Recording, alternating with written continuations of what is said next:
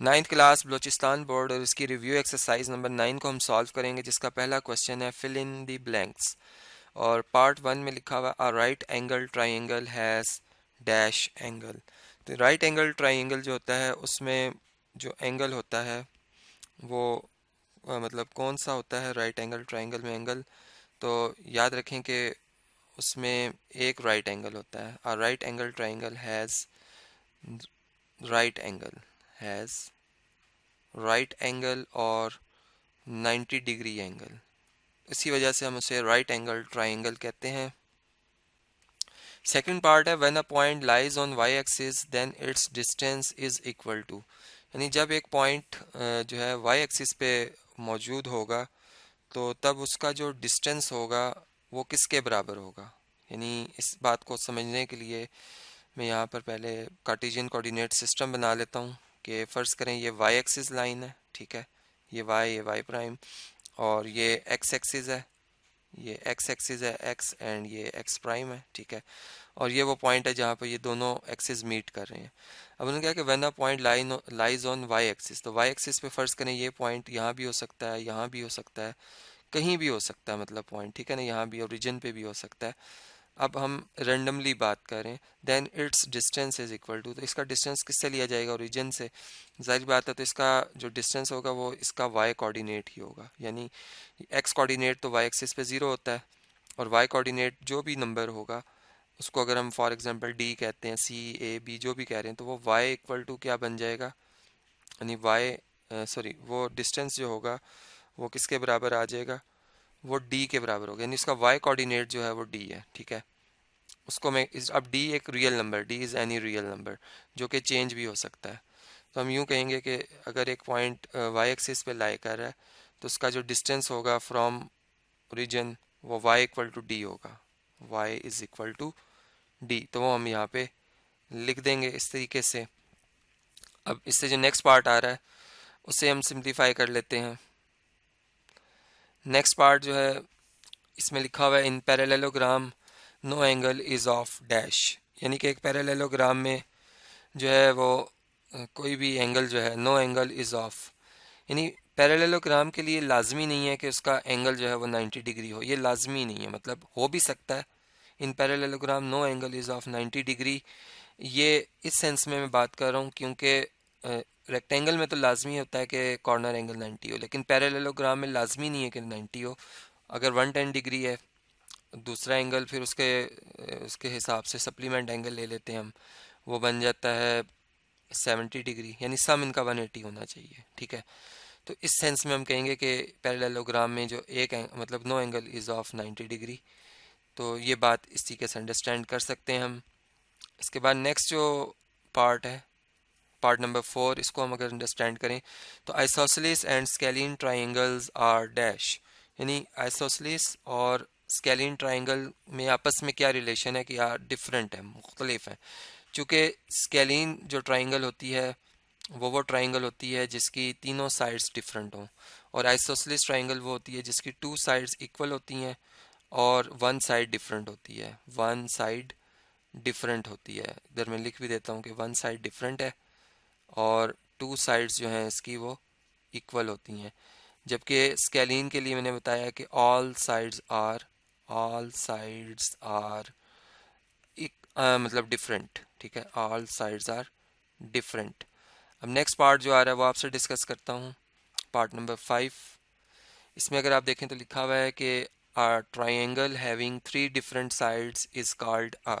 ऐसी ट्राइंगल जिसकी 3 different sides हों, तीनों आपस में मुख्तलिफ हों, उसे हम स्केलीन ट्राइंगल कहते हैं, जैसे कि ऊपर भी मैंने अभी डिस्कस किया। तो हम यहाँ पे लिख देंगे इस कॉल्ड अ स्केलीन ट्राइंगल, ठीक है। ये ट्राइंगल का सिंबल मैंने जगह कम होने की वजह से यहाँ पर बना दिया है। नेक्स्ट क्वेश्चन आ रहा है हमारा क्वेश्चन नंबर 2, जिसकी स्टेटमेंट है चूज़ द करेक्ट आंसर। हमने इस क्वेश्चन 2 के हर पार्ट के साथ देखें तो 4 पॉसिबल आंसर लिखे हुए, हमने जो इनमें दुरुस्त जवाब है उसे सिलेक्ट करना है। हमने डिस्टेंस लेना है पहले पार्ट में, distance between points 20 and 13 is, यानी 2 पॉइंट्स हैं। अगर इसके पहले पॉइंट के x1 यानी x कोऑर्डिनेट को देखें तो 2 है, और y कोऑर्डिनेट को देखें जो y1 है वो 0 है।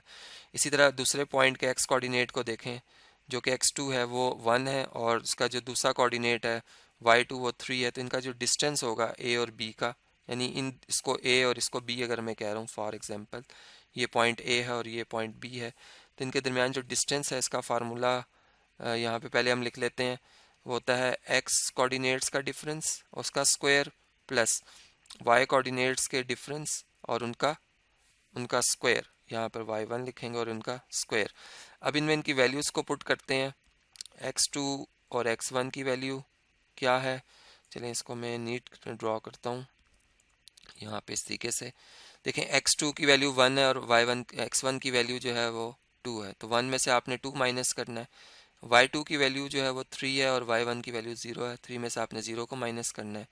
तो 1 में से 2 माइनस करेंगे -1 आएगा और उसका स्क्वायर +1 होगा, जबकि 3 में से 0 माइनस करेंगे 3 आएगा और 3 का स्क्वायर 9। तो आंसर हमारा आता है स्क्वायर रूट ऑफ 10, जो कि ऑप्शन नंबर ए में लिखा हुआ है। इसलिए ऑप्शन ए जो है हमारा बेस्ट ऑप्शन होगा, इसे हम मार्क कर देंगे, ये ऑप्शन ए हमारा आंसर है। नेक्स्ट पार्ट आपसे डिस्कस करता हूँ जी। पार्ट 2 है कि mid point of point 6, 8 and 4, 2 is, यानी हमें इन दोनों पॉइंट्स का मिड पॉइंट फाइंड करना है। तो मिड पॉइंट कैसे फाइंड होगा, जैसे हम देख रहे हैं कि x1 जो है वो 6 है, y1 जो है वो 8 है। इसी तरह दूसरे पॉइंट का x कोऑर्डिनेट जो है वो x2 है वो 4 है और y2 जो है वो 2 है। तो मिड पॉइंट जो होगा उसके कोऑर्डिनेट का जो फार्मूला है मिड पॉइंट, वो पहले मैं लिख देता हूँ यहाँ पे। उसके लिए आप x कोऑर्डिनेट को ऐड करके 2 पे डिवाइड करेंगे और y कोऑर्डिनेट्स को भी ऐड करके 2 पे डिवाइड करेंगे। तो इनकी वैल्यूज़ इसमें पुट कर लेते हैं। x1 जो है वो 6 है और x2 जो है वो 4 है ओवर 2, y1 8 है, y2 जो है वो 2 है ओवर 2। अब अगर इनको आप चेक करें तो ये 6 + 4 10 और 10 का हाफ 5, ये 5 आ जाएगा। 8 + 2 10, 10 का हाफ 5, तो 5 5 कोऑर्डिनेट्स बनते हैं मिड पॉइंट के, जो कि ऑप्शन नंबर सी में लिखा हुआ है। इसलिए ऑप्शन सी जो होगा वो हमारा बेस्ट ऑप्शन होगा। नेक्स्ट पार्ट है कि a point P lies on x axis with vertices. अगर एक पॉइंट पी जो है एक्स एक्सिस पे मौजूद होगा तो इनमें से कौन सा ऑप्शन जो है वो पॉइंट पी के कोऑर्डिनेट्स को रिप्रेजेंट कर रहा है। तो देखें कंसेप्ट को समझ लेते हैं कि अगर कोई पॉइंट एक्स एक्सिस के ऊपर मौजूद है तो उसका वाई कोऑर्डिनेट लाजमी 0 होगा। यानी आप एक्स एक्सिस पे मौजूद कोई भी पॉइंट सेलेक्ट कर लें randomly, for example P point, तो इसका एक्स कोऑर्डिनेट क्या होगा इस टाइम, कोई भी एक, अगर ये राइट साइड पर है ओरिजिन से तो कोई भी पॉजिटिव नंबर होगा, फॉर एग्जांपल 5 6 जो भी है, लेकिन इसका वाई कोऑर्डिनेट लाजमी 0 होगा। अब हम यहाँ पे देख रहे हैं कि जो ऑप्शन सी है वो हमें ये चीज़ बता रहा है कि वाकई ये पॉइंट जो है एक्स एक्सिस पर है, ठीक है, और बाकी जो कोऑर्डिनेट पॉइंट्स हैं वो मतलब एक्स एक्सिस के लिहाज से नहीं है, ठीक है। तो ये पॉइंट ऑप्शन सी जो होगा हमारा बेस्ट ऑप्शन होगा। नेक्स्ट पार्ट जो है वो आपसे डिस्कस कर लेता हूँ कि इसमें लिखा हुआ है मिड पॉइंट ऑफ 2 पॉइंट्स। एक पॉइंट है ए जिसके एक्स कोऑर्डिनेट x1 और y कोऑर्डिनेट y1 है, एंड बी जिसका एक्स कोऑर्डिनेट x4 है और y कोऑर्डिनेट y4 है इज। अब हमने इन दोनों पॉइंट्स का मिड पॉइंट लेना है। तो मिड पॉइंट का फार्मूला क्या है कि इनके एक्स कोऑर्डिनेट का सम ओवर 2, y कोऑर्डिनेट्स का सम ओवर 2, जो कि ऑप्शन नंबर बी में लिखा हुआ है। इसलिए बी ऑप्शन जो होगा हमारा बिल्कुल बेस्ट ऑप्शन होगा, हम इसे मार्क कर देंगे। नेक्स्ट पार्ट है जी part number 5। A rectangle has, यानी रेक्टेंगल की जो प्रॉपर्टी है हमने उसको देखना है कि रेक्टेंगल जो है उसमें क्या क्या खसूसियात जो हैं वो पाई जाती हैं। तो अगर हम ऑप्शन सी को देखें तो इसमें लिखा हुआ है opposite sides are equal with angle 90 degree. तो ये बिल्कुल बेस्ट ऑप्शन है। मतलब बाकी ऑप्शंस को अगर आप रीड करेंगे तो वो रेक्टेंगल के लिहाज से नहीं होंगे, मतलब पूरी बात नहीं कर रहे होंगे, कंप्लीट रेक्टेंगल को डिफाइन नहीं कर रहे होंगे, लेकिन जो ऑप्शन सी में लिखा हुआ है कि opposite sides are equal with angle 90 degree, ये बिल्कुल एग्जैक्टली ठीक है। तो ऑप्शन सी हमारा बेस्ट ऑप्शन होगा। अब इसके बाद जो नेक्स्ट पार्ट आ रहा है पार्ट नंबर 6, वो आपसे डिस्कस कर रहा हूँ। इसमें लिखा हुआ है कि triangle having 2 equal side is called, ऐसी ट्राइंगल जिसकी 2 बराबर साइड्स हों और एक डिफरेंट हो, इसे हम आइसोसेलेस ट्राइंगल कहते हैं। ये प्योर डेफिनेशन है और ये ऑप्शन बी जो होगा हमारा वो बिल्कुल बेस्ट ऑप्शन होगा, हम इसे मार्क कर देंगे जी। नेक्स्ट है क्वेश्चन नंबर 3, जिसमें हमने फाइंड करना है डिस्टेंस बिटवीन पॉइंट्स, और पॉइंट हमें जो गिवन है ए पॉइंट जो है उसके कोऑर्डिनेट 4 एंड 5 हैं और बी जो पॉइंट है उसके कोऑर्डिनेट्स 7 एंड 8 हैं। तो हमने इन दोनों पॉइंट्स का जो डिस्टेंस है वो फाइंड करना है। सबसे पहले तो डिस्टेंस फार्मूला मैं यहाँ पे लिखूँगा ए और बी, 2 पॉइंट्स के लिए, ठीक है। सोल्यूशन स्टार्ट करते हैं। तो ए और बी के लिए जो डिस्टेंस फार्मूला है उसमें हम ये करते हैं कि जो एक्स कोऑर्डिनेट्स हैं दोनों पॉइंट्स के, उनका डिफरेंस लेते हैं और उनका स्क्वायर करते हैं। इसको ब्रैकेट को प्रॉपर ड्रॉ करता हूँ। और इसी तरह y2 और y1 का डिफरेंस लेकर, y कोऑर्डिनेट्स का यानी डिफरेंस लेकर उनका स्क्वायर करते हैं। अब हमारे इस क्वेश्चन में अगर आप देखें तो x1 जो है वो 4 है और y1 जो है वो 5 है। इसी तरह x2 जो है वो 7 है और y2 जो है वो 8 है। अब ये वैल्यूज़ हम अपने इस गिवन फार्मूला में पुट कर देंगे तो a और b जो है पॉइंट्स के दरमियान जो डिस्टेंस है वो आ जाएगा। यानी 4 में से 7 माइनस करें, 4 माइनस 7 कितना होता है, -3। और इसी तरह 5 में से या 8 में से आप 5 माइनस कर दें तो ये +3 आ जाएगा, ठीक है। और इसका स्क्वायर, यानी एक तरफ -3 का स्क्वायर है जो कि 9 आ जाएगा और एक तरफ +3 है उसका स्क्वायर लेंगे तो +9 आ जाएगा। तो आंसर जो है हमारा वो आएगा √18। तो ये ए और बी जो दो पॉइंट्स हैं उनके दरमियान जो डिस्टेंस है वो आ जाएगा √18। ये हम यहाँ पे लिख देंगे। अब नेक्स्ट जो पार्ट है वो आपसे डिस्कस करता हूँ, बल्कि 18 को हम फैक्टराइज भी कर सकते हैं। मतलब इसमें चूंकि एक प्राइम नंबर और एक परफेक्ट स्क्वायर मौजूद है तो 9 का अगर आप अंडर रूट लेते हैं तो 3 आ जाएगा और 2 जो है वो अंडर रूट के अंदर रहेगा, तो 3 टाइम्स √2 जो है वो हमारा फाइनल आंसर आ जाएगा। अब नेक्स्ट पार्ट आपसे डिस्कस करता हूँ। नेक्स्ट पार्ट जो है पार्ट नंबर 2, इसमें अभी दो पॉइंट्स गिवन है। हम बल्कि यहाँ पे फार्मूला जो है पहले मैं कॉपी कर लेता हूँ यहाँ पे। जी, अब इस फार्मूला में जस्ट हमने वैल्यूज़ ही पुट करनी है, ठीक है। तो x1 जो है पहला जो पॉइंट है उसका x कोऑर्डिनेट 2a है और जो उसका मतलब y कोऑर्डिनेट है पहले पॉइंट का वो a है। इसी तरह जो हमें दूसरा पॉइंट b गिवन है उसका x कोऑर्डिनेट जो है वो है x2 जो कि है 3a और जो दूसरा पॉइंट गिवन है y2 उसका y कोऑर्डिनेट जो है वो है -4a। अब वो हम इस फार्मूला में पुट कर देंगे, a और b का डिस्टेंस आ जाएगा। तो फॉर एग्ज़ाम्पल अगर हम इसमें पुट करते हैं x1 कितना है वो 2a है और -x2 कितना है 3a है, ठीक है। इसका होल स्क्वायर, अच्छा यहाँ पर y1 -y2 का होल स्क्वायर भी लिखा जा सकता है, ठीक है ना। इस पे कोई आपको मतलब कंफ्यूजन नहीं होनी चाहिए। y2 कितना है -4a और y1 कितना है a, तो ये आ जाएगा इस तरीके से।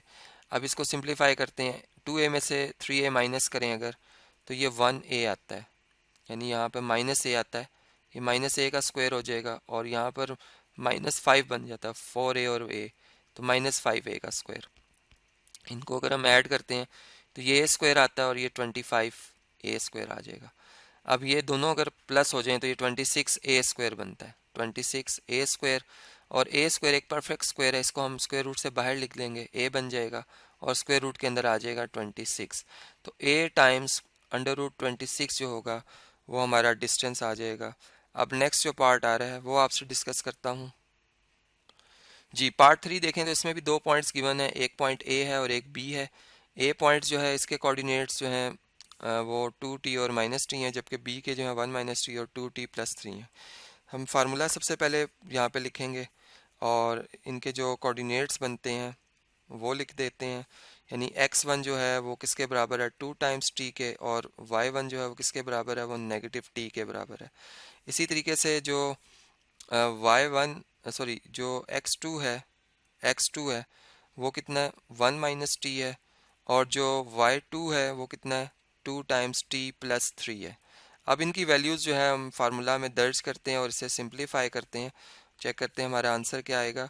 तो यहाँ पर स्क्वायर रूट और इसका सिंबल इसको इस तरह से कर लेते हैं। x1 जो है वो कितना है 2 टाइम्स t और -x2 कितना है 1 - t। तो जब इसका नेगेटिव लेंगे तो -1 हो जाएगा और t का नेगेटिव लेंगे तो +t आ जाएगा और इसका होल स्क्वायर प्लस y2 कितना है 2 टाइम्स t + 3 है और इसमें से माइनस करेंगे हम y1 को जो कि -t है, तो ये माइनस और फार्मूले का माइनस मल्टीप्लाई होकर +t हो जाएगा और इसका होल स्क्वायर आ जाएगा।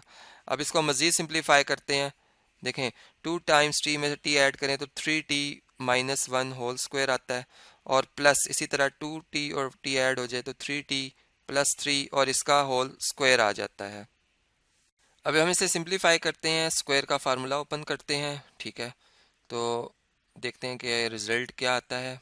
चलें इसको मैं यहाँ से ऐसा लिखता हूँ, a - b के होल स्क्वायर का फार्मूला लगाएंगे। फर्स्ट टर्म का स्क्वायर यानी 3t का स्क्वायर लेंगे तो वो 9t स्क्वायर आ जाएगा, इसको नीट करके लिखते हैं, 9 टाइम्स टी स्क्वायर आ जाएगा, -1 का स्क्वायर लेंगे +1 आएगा, फिर -2 ए बी है तो -2 इंटू 3t, तो ये 6t आ जाएगा। प्लस इसी तरह अब इस एक्सप्रेशन को मतलब इस टर्म का जो जो है होल फार्मूला ओपन करते हैं स्क्वायर का, तो 3t का स्क्वायर 9t स्क्वायर आ जाएगा, फिर 3 का स्क्वायर लेंगे 9 और प्लस 3 3 ज़ार 9 और 9 2 ज़ार 18, तो 18t आ जाएगा। अब हम अगर इनको ऐड कर लें, इसको थोड़ा सा मैं स्क्रॉल डाउन करता हूँ, अगर हम इन्हें ऐड कर लें तो a और b जो डिस्टेंस आ रहा है वो आ जाएगा फाइनल फॉर्म में इस तरीके से कि यहाँ पे अगर आप देखें तो 9 और 9 अगर आप ऐड करें तो 18 बनता है, ये 18t स्क्वायर आ जाएगा। फिर -6t और 18t, तो 18 में से 6 माइनस करें 12t आ जाता है, और 9 में 1 ऐड कर लें तो 10 आ जाता है। तो यहाँ तक अगर देखें तो ये भी आंसर हमारा आ रहा है, और मतलब ये जो आंसर आया है हमारा, ये इसका मतलब फाइनल आंसर आ जाएगा। और इसको मतलब हम इसको चलें फाइनलाइज कर लेते हैं, यहाँ पे मैं लिख देता हूँ कि ये फाइनल आंसर है। ठीक है, ये स्क्वायर रूट की जो ब्रैकेट ज़्यादा बड़ी कर दी थी इसको मैं रेस कर देता हूँ। ये इस तरीके से हमारा फाइनल आंसर जो है वो आ गया है। इसे आप चेक कर लें, वेरीफाई कर लें, अगर कोई मिस्टेक वगैरह नज़र आती तो उसे करेक्ट भी कर लें। अब इस वीडियो को मैं कंटिन्यू कर रहा हूँ नेक्स्ट वीडियो में, जिसमें मैं इस एक्सरसाइज को नेक्स्ट क्वेश्चन है क्वेश्चन नंबर 4, वो आपसे जो है डिटेल में डिस्कस करूँगा।